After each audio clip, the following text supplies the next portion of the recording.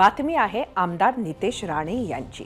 आपल्या वादग्रस्त वक्तव्यांच्या मालिकेत आमदार राणेंनी काल आणखी एका वक्तव्याची भर टाकली। सांगलीतील पलूसमध्ये शिवशक्ती भीमशक्ती आक्रोश मोर्चात ते बोलत होते। त्यावेळी नितेश राणेंकडून पोलिसांसाठी पुन्हा एकदा धमकीची भाषा वापरली गेली। या मेळाव्याला मोठी गर्दी होती।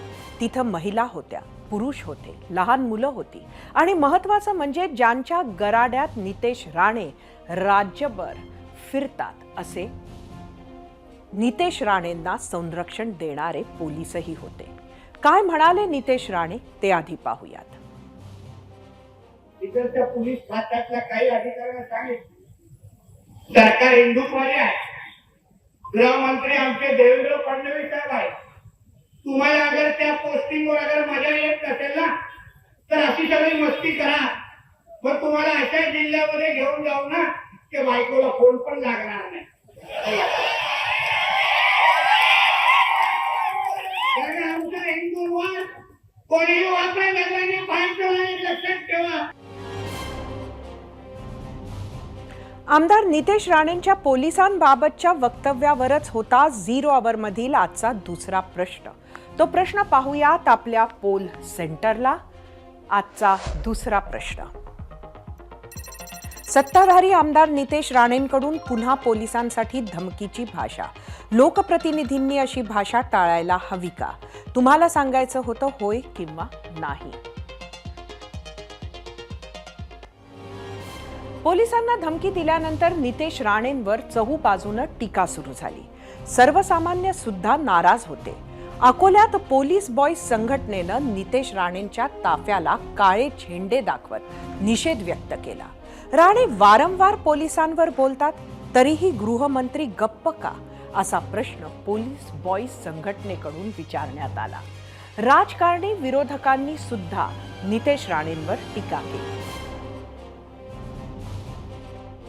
या प्रश्नाचं उत्तर तुम्ही देवेंद्र फडणवीसांना विचारलं पाहिजे, त्यांच्या पक्षाचे। या प्रश्नाचं उत्तर तुम्ही देवेंद्र फडणवीसांना विचारलं पाहिजे, त्यांच्या पक्षाचे। गृहमंत्री असणाऱ्या फडणवीस साहेबांनी त्यांच्या शाउटिंग ब्रिगेडला आवरण्याची गरज आहे। गृहमंत्री फडणवीस साहेबांना जर भविष्यात कुणी बुडवलं तर ते चित्रा वाघ, रवी राणा, नवनीत राणा किंवा नितेश राणे यांच्यासारखी शाउटिंग ब्रिगेडच बुडवायला कारणीभूत ठरेल, याचं त्यांना भान असावं।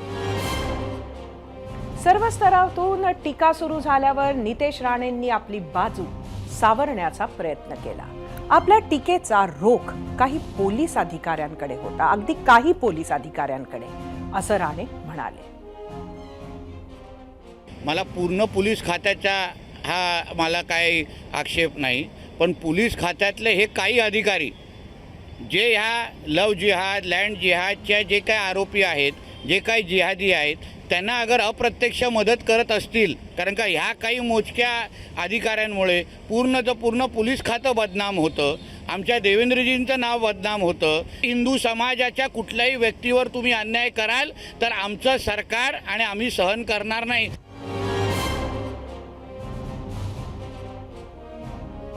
एका नाराजीनंतर बातमी दुसऱ्या नाराजीची। ही नाराजी आहे राष्ट्रीय स्वयंसेवक संघाची। अधिकाऱ्यांच्या बदल्या आणि भ्रष्टाचार हे दुर्दैवी आहे, पण तेवढेच खरे समीकरण आज बनलंय। त्यातच सध्या विरोधक सरकारवर मोठे आर्थिक गैरव्यवहार होत असल्याचा आरोप करत आहेत। भ्रष्टाचाराच्या आरोपांवर संघानं नाराजी व्यक्त केल्याचं कळतंय।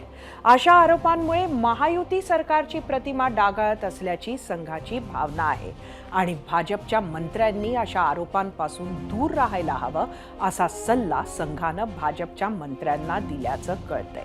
विधानसभेसाठी संघ भाजपसाठी मैदानात उतरणार आहे हे आपण कालच पाहिलंय।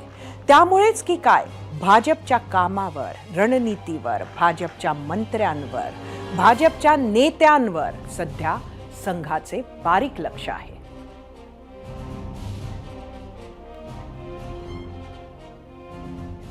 आता बातमी काँग्रेसमधील नाराजीची।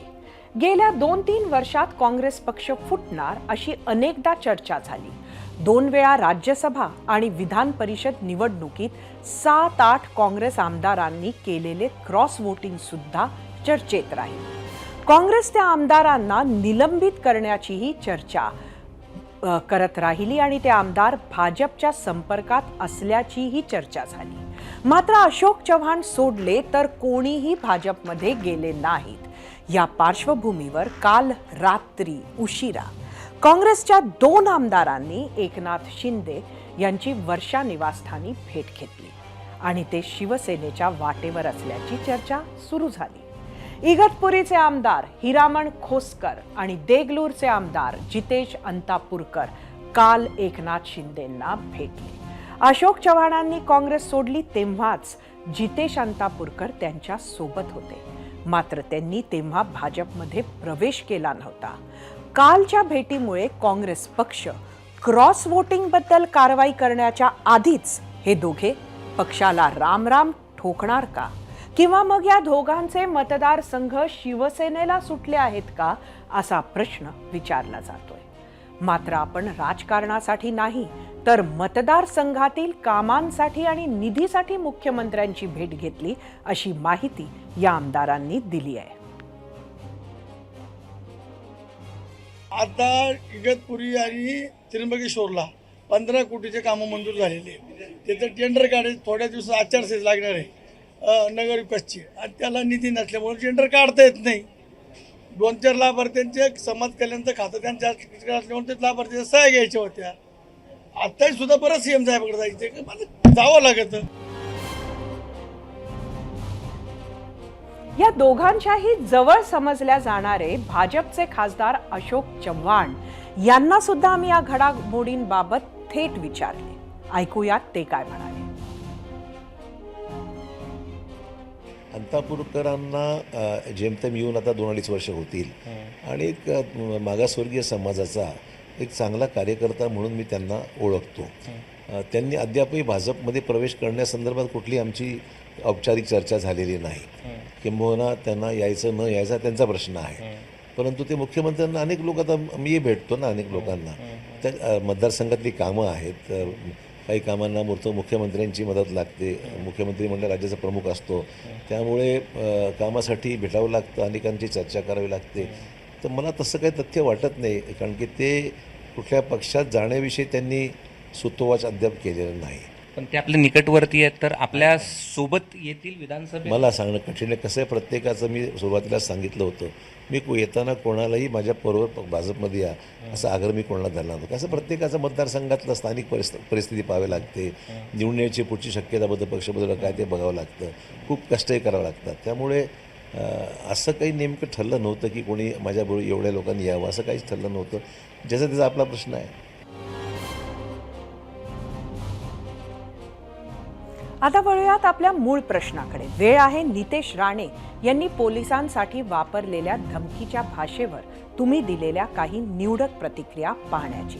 त्यासाठी जाऊया आपल्या मीडिया सेंटरला आणि परत एकदा आजचा प्रश्न बघूया.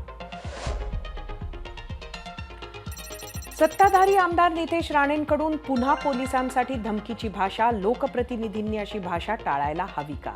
तुम्हाला सांगायचं होतं होय किंवा नाही? आपण बघूया सोशल मीडियावर आलेल्या प्रतिक्रिया. पहिली प्रतिक्रिया गजानन देशमुख यांची यूट्यूबवर. राणेंनी याआधी सुद्धा पोलिसांना अशाच प्रकारच्या धमक्या दिल्या होत्या.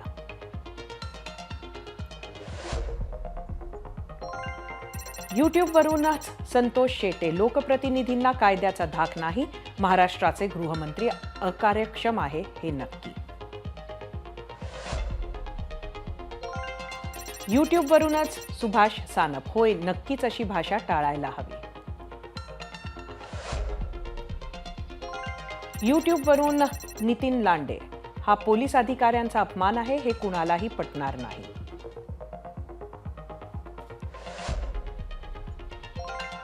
यूट्यूबवरून एकनाथ देवकर. अशा वक्तव्यांमधून आपले संस्कार दिसतात. फेसबुकवरून श्रीनिवास हाटकर. हा संपूर्ण महाराष्ट्रातील पोलीस दलाचा अपमान आहे. इंस्टाग्रामवरून आकाश पाटील. पोलिसांनी याच्या विरोधातील सगळी प्रकरणे बाहेर काढावी. एबीपी माझा, उघडा डोळे बघा नीट.